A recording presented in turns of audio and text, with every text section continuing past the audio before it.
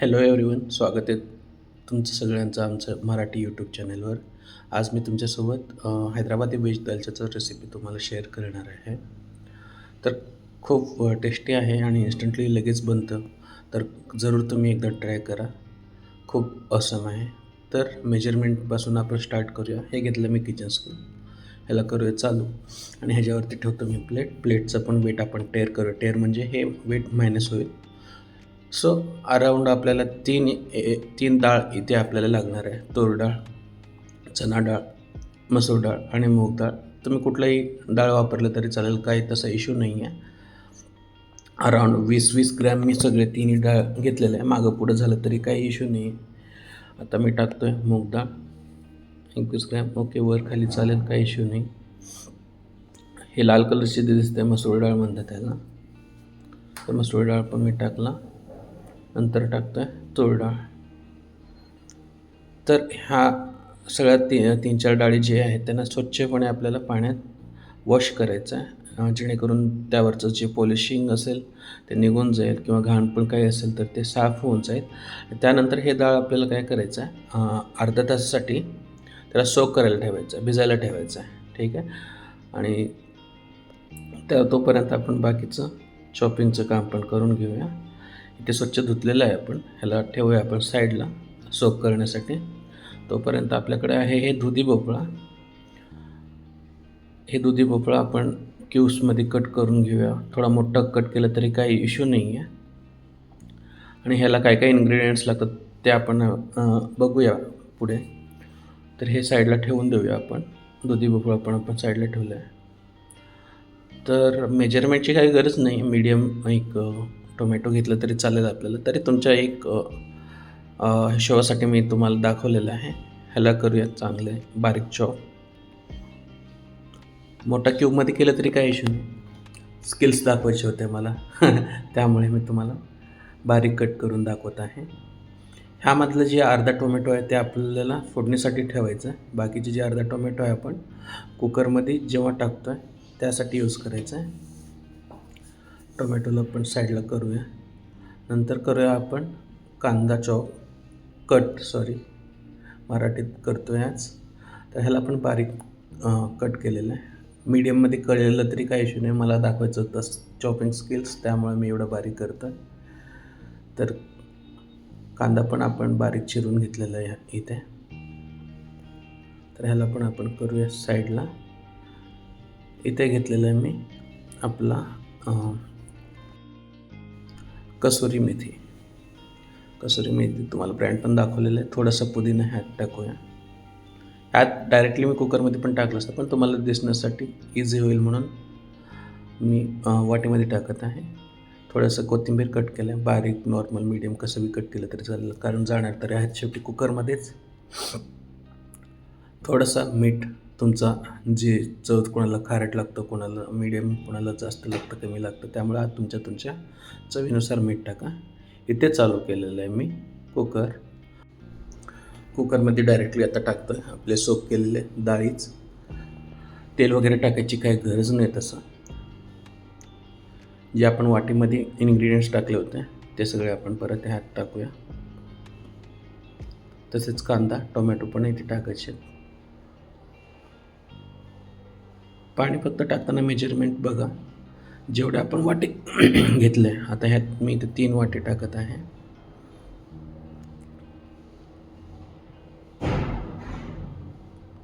Tomato टाकत आहे.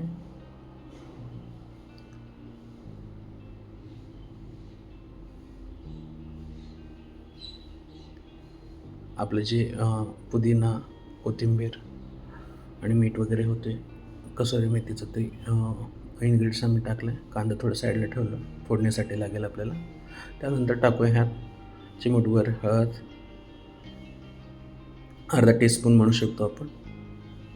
हे छोटंसं आहे माझ्याकडे. ह्याच्याने कलरसाठी किंवा तुमच्याकडे तिखटवालं असेल तरी आपण लाल तिखट ह्यात टाकू शकतो, काही इश्यू नाही आहे. कुकर बरोबर व्यवस्थितपणे लावून घ्या, शिट्टी काढून. काही जणांना शिट्टी ठेवून लावता येत नाही. हीट असताना गॅस ऑलरेडी चालू आहे माझा. ह्याला लो फ्लेम किंवा मीडियम फ्लेमवरती ठेवलं तरी चालेल. 3 किंवा 2 शिट्टी तुमच्या हिशोबाने, कुकरच्या हिशोबाने तुम्ही देऊ शकता. मला 2 सफिशियंट आहेत. चला, 2 शिट्टी झालेल्या आहेत. टोमॅटो मी पूर्ण टाकून दिला होता. आता राहिलेलं, आता मीडियम डाईसमध्ये आपण ह्याला चॉप करून घेऊया. हे लागणार आहेत आपल्याला फोडणीला. ठीक आहे. धनिया पावडर, मसाले जे लागणार आहेत आपल्याला कसलेले ते तुम्हाला मी सांगणार आहे. ते धनिया पावडर 1 चम्मच, नॉर्मल चम्मच आपला जे टीस्पून म्हणतात. गरम मसाला,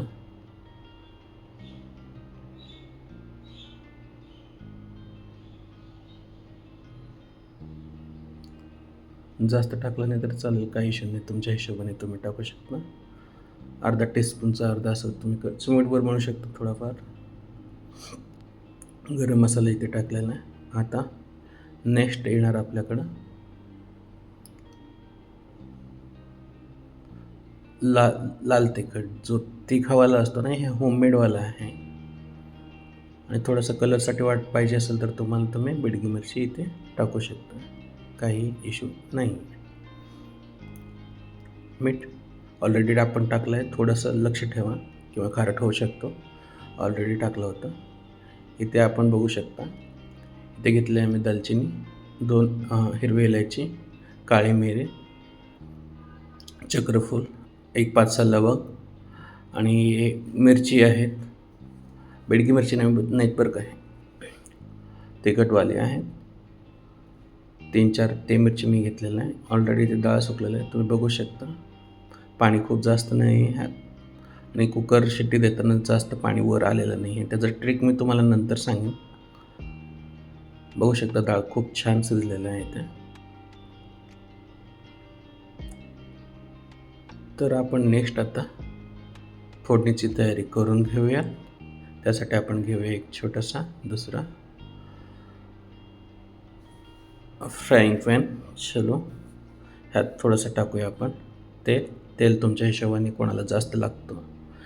तर हे जे किटलीमध्ये येते हे मी 2 टाकत आहे. थोडंसं तेल जास्तच यूज होतो व्हेज दालच्याला, तुमच्या हिशोबाने तुम्ही टाकू शकता. ह्यात आता मी व्हिडिओ चालू करायला विसरलो. ह्यात काय काय टाकलं आहे, मी जे मसाले दाखवले ते मसाले, थोडेसे जिरे टाकलेलं आहे. त्यानंतर थोडं जेव्हा कांदा जरा मऊसर दिसायला लागेल तुम्हाला, गुलाबी कलरचं होईल, त्यामध्ये आपल्याला टाकायचं नंतर अद्रक लसूणचं पेस्ट आपल्याला टाकायचं आहे. थोडंसं चांगलं ह्याला सॉटे करून घेऊयात. मी थोडं अँगल चेंज करून घेतला पूर्ण व्हिडिओ दिसण्यासाठी तुम्हाला. ह्यात आता मी टाकत आहे अद्रक लसूण पेस्ट. होममेड आहे, घरीच बनवलेलं आहे. आम्ही कुठलं सामान जास्त बाहेरचं यूज नाही करत किंवा फ्रोझन असतात ना, होममेड आहे. अद्रक लसूण पेस्ट पण थोडं सॉटे करून घ्या थोडा वेळ, जेणेकरून त्यातलं जे कच्चापणा आहे ते पूर्ण निघून जाईल. मस्त ह्याला पण 1-2-3 मिनटासाठी ह्याला फ्राय करून घेऊया. आता मी ह्यात टाकलं आहे टोमॅटोसुद्धा चांगला मऊसर होईपर्यंत आपल्याला फ्राय करायचं आहे. जे आता मी तुम्हाला दाखवलं होतं, धनिया पावडर, हळद वगैरे जे टाकले होते ते इन्ग्रेडियंट्स परत आता ह्यामध्ये आपल्याला टाकायचं आहे. गरम मसाल्याचं जे मी हे वाटीमध्ये ठेवलं होतं ते आपल्याला परत ह्यामध्ये टाकायचं आहे. मऊसर आता थोडं झालेलं आहे टोमॅटो. आता गरम मसाला, मीठ, लाल तिखट, कोरिएंडर पावडरचे इन्ग्रेडियंट्स आहेत, हे आपण ह्यात आता टाकलेलं आहे. ह्याला पण चांगलं एकदा तेलामध्ये फ्राय करूया, जेणेकरून त्या मसाल्याचं फ्लेवर सगळे ह्या तेलामध्ये जाईल. त्यानंतर आपलं जे दुधी भोपळा आपण पाण्यामध्ये सोक करायला ठेवलं होतं ते आपण शिजवण्यासाठी ह्यात आपण ठेवूया 4-5 मिनटं. म्हणजे अराऊंड 60 to 80% आपल्याला ह्यात कुक करायचं. आणि त्यानंतर आपण डाळीसोबत ह्याला मस्त गरम करून बॉईल करून त्याला शिजवून घेऊ शकतो. हे पण एक मेथड आहे. डायरेक्टली आपण कुकरमध्ये जेव्हा आपण शिट्टी देतो त्यात त्याला दुधी भोपळा खूप एकदम जास्त हे बॉईल होऊन जातो, मग ते त्याचं एक टेक्स्चर आणि त्याचं एक टेस्ट असतो ना, ते आपल्याला लागत नाही. त्यामुळे मी हे मेथड यूज करतो, जेणेकरून 80% to 90% जेव्हा आपण ह्याला आता शिजवून घेतो त्यानंतर डाळीसोबत जेव्हा हे शिजवून घेतो त्याचं एक फ्लेवर खूप ॲडिशनली आपल्याला कळतं. म्हणजे एक फ्लेवर चांगला मिळतो. त्यामुळे मी हे मेथड यूज करतो की दुधी भोपळा हे आपण त्याला चांगलं बाहेर नंतर कढईमध्ये शिजवून घेतलेलं आहे बेटर राहतं असं मला तरी वाटतं. तुमचं काय आहे तुम्ही कमेंटमध्ये सांगा. अजून एक असं इन्ग्रेडियंट आहे ह्यात खूप टेस्ट चांगला येतो ते आहे चिंचेचा पाण्याचा रस. गरम पाण्यात थोडंफार मी चिंच काय केलं आहे सोक करून ठेवला होता ते आता ह्यात टाकूया आपण.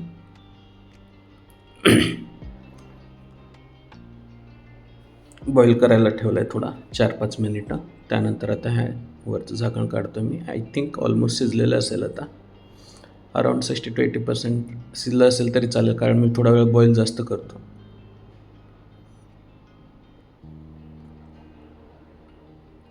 बघू शकता खूप मस्त कलर दिसत आहे. साईडनं पण तेल सुटत आहे. हे आपण समजू शकतो की हे आपलं दालचं मस्त शिजलेलं आहे. ह्यात आता आपण टाकूया आपलं डाळ जे बॉईल केलं होतं. वाटीने टाकू शकता. फक्त एवढंच ध्यान ठेवायचं आहे की डाळ डायरेक्टली जर तुम्ही होतं तसा तर मे बी तुमच्या अंगावरती उडू शकतो. तेवढं तुम्हाला फक्त टेक केअर करायचं आहे. खूप घट्ट आहे. तुमच्या हिशोबाने तुम्हाला थिक पाहिजे असेल तर तुम्ही घट्ट ठेवू शकता किंवा त्याला तुम्ही थोडंसं गरम पाणी किंवा नॉर्मल पाणी टाकू नका. त्याचा टेस्ट बिघडतो. गरम पाणी टाकून घ्या जेणेकरून त्याचं टेस्ट मेंटेन राहील. थोडंसं पाणी साईडला गरम करून तुम्ही त्यात टाकू शकता. आता नेक्स्ट इन्ग्रेडियंट जे असेल आता आपल्याला टाकायचं आहे ते चिंचेचं पाणी. आणि अजून एक म्हणजे जर तुम्हाला तिखट खूप आवडत असेल तर तुम्ही असं मिरचीमधून स्लिट करून तुम्ही टाकू शकता तुमच्या हिशोबाने. मला तिखट जास्त चालत नाही त्यामुळे मी एकच मिरची इथे टाकलेलं आहे. तर ह्याच्यानं पण एक ॲडिशनल फ्लेवर ह्याला एनहान्स होऊन जातो. तिखा जे म्हणू शकतो आपण तिखट. तर डाळ इथे आपण मस्त एक 2-3 मिनटासाठी बॉईल करूयात. ऑलमोस्ट 80% to 90% आतल्या भोपळा शिजलेला आहे. आता आपण ह्यात टाकतो आहे चिंचेचं पाणी. डायरेक्ट पल्प पण आपण टाकू शकतो पण त्यामुळं काय होतं खूप जास्त आंबट लागतो. थोडा वेळ जर जास्त तुम्ही ठेवला ना दिवसभर तर खूप आंबट लागतो. त्यामुळे मी फक्त चिंचेचं पाणी टाकायचं प्रेफर करतो. सो डाळ इथे मस्त झालेलं आहे. आता मध्ये काय झालं होतं लाईट गेलं होतं त्यामुळे मी व्हिडिओ पूर्ण दाखवू शकत नाही तुम्हाला. तुम्ही फक्त बघू शकता. ह्यानंतर मी 5-10 मिनटं ह्याला बॉईल करून ठेवला होता विदाऊट झाकण. तुम्ही झाकण नका लावू. आता इथं झाकण लावलेलं दिसेल तुम्हाला कारण इथं ऑलमोस्ट लाईट गेले होते मध्ये शूट करत असताना. फ्लॅश तुम्ही बघू शकता ते फ्लॅश लावलेलं आहे. आता शिजून झालेला आहे हा. तर दॅट्स इट गाईज. तुम्हाला जर हे रेसिपी आवडलं असेल तर चॅनलला लाईक करा, सबस्क्राईब करा आणि काही तुम्हाला डाऊट असेल तर कमेंट करा. Thank you. Have a great day.